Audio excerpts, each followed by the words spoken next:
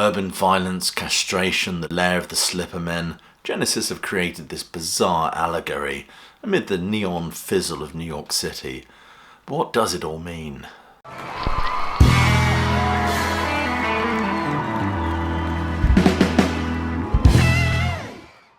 Genesis, with The Lamb Lies Down on Broadway, have created this intriguing allegory which looks at certain themes and ideas, namely what it is to be human in an inhuman world.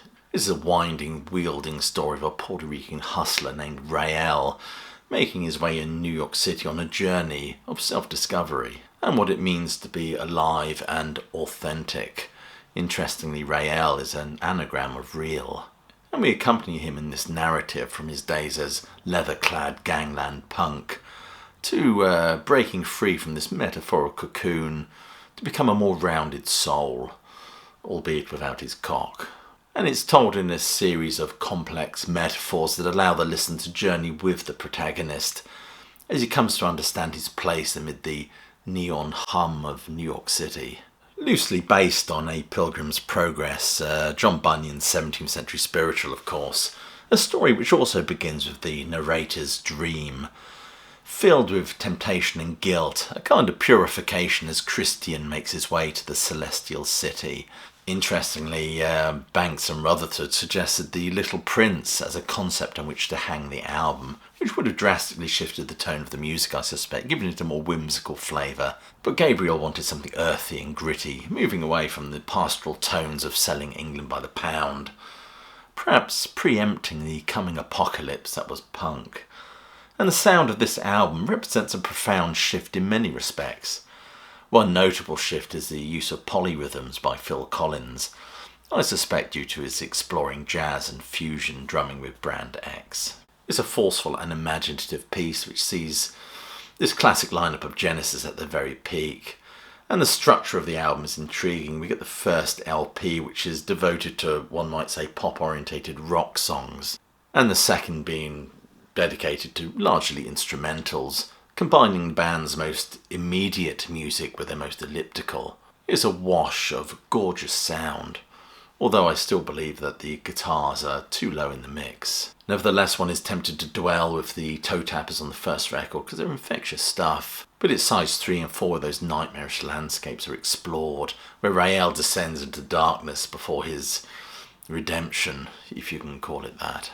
And Genesis used Christian imagery and biblical allusion and referenced traditional English stories and Greek myth to form the basis of their story that critiques the human condition. It is a kind of a shedding of the ego where Rael must discover what is real about himself. I'm reminded of an interesting quote from Erasmus' Praise of Folly. And what is all this life but a kind of comedy wherein men walk up and down in one another's disguises? Thus are all things represented by counterfeit.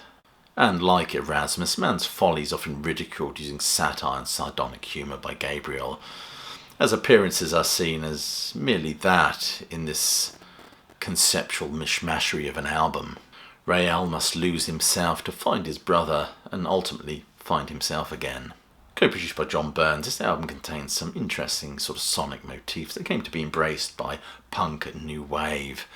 This album also features Brian Eno, of course, who is credited with the enossification of several tracks, using his mastery of the synthesizers, although I think Tony Banks likes to play down the Eno influence on this album, Steve Hackett says in his autobiography. At one point, from Phil's recommendation, Brian Eno provided some electronic enhancements on vocal and guitar parts.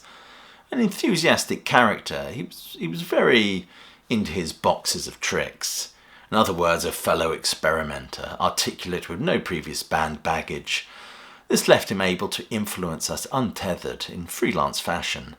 He was a breath of fresh air, and on that one session he helped sharpen the edge, for which the Lamb is still remembered to this day. If we consider some of the influences on Gabriel's writing for this album, it's interesting to note that May 1974 saw the end of the Selling England by the Pound tour. And just after the show, Gabriel found himself walking amid the lights and bustle of New York City to a cinema where they were screening the film El Topo by experimental director Alejandro Jodorowsky. The film is a surrealistic nightmare and a real bugger to sit through. Check out Rael's prog rock documentaries for more information on how this movie actually influences the narrative of The Lamb. But also the neon flash of New York City was a powerful soup of impressions on the young Peter Gabriel, who was going through some profound transition in his personal life, yet seeking more in terms of artistic expression. He was in conversation at this time with director William Friedkin with a view to a possible collaboration as well. And the Hypnosis-designed album artwork is a real departure from the band's previous album sleeves, which featured more colourful designs. The front cover of The Lamb Lies Down on Broadway makes use of black and white and no colour.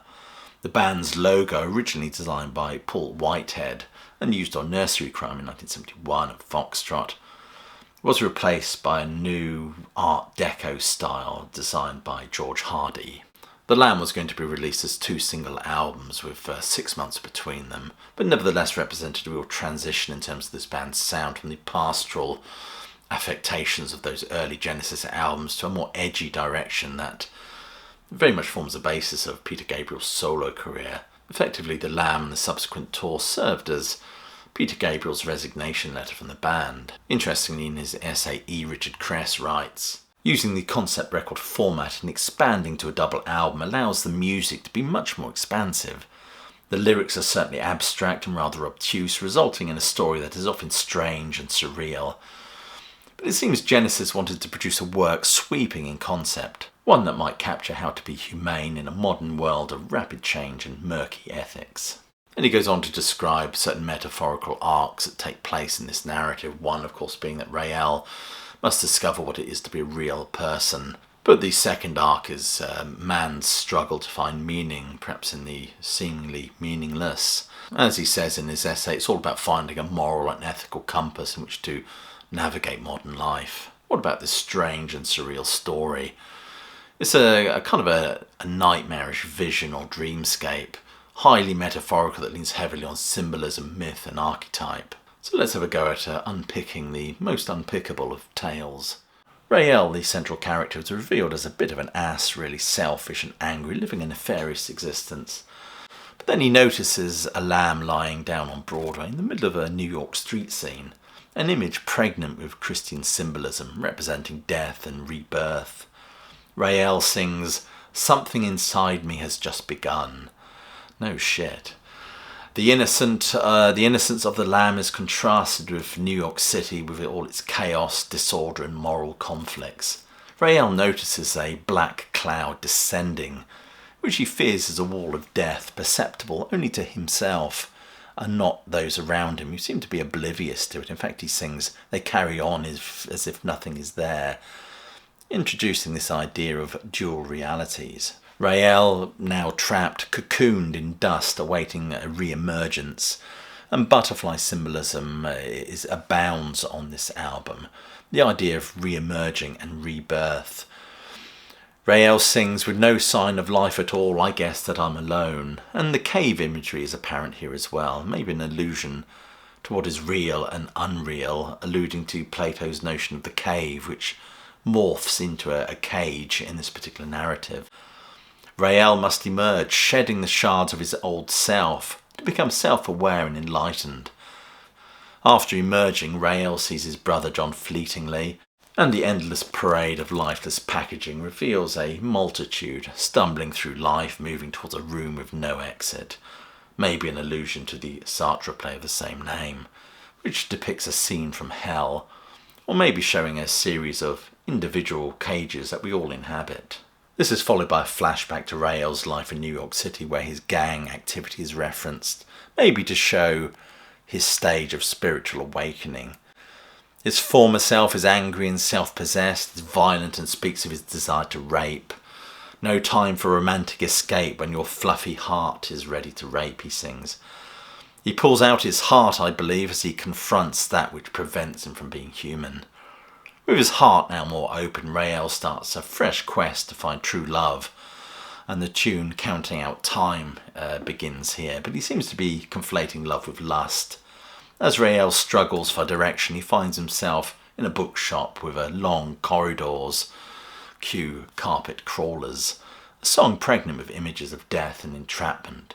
A salamander scurries into flame to be destroyed, before arriving at the chamber of 32 doors.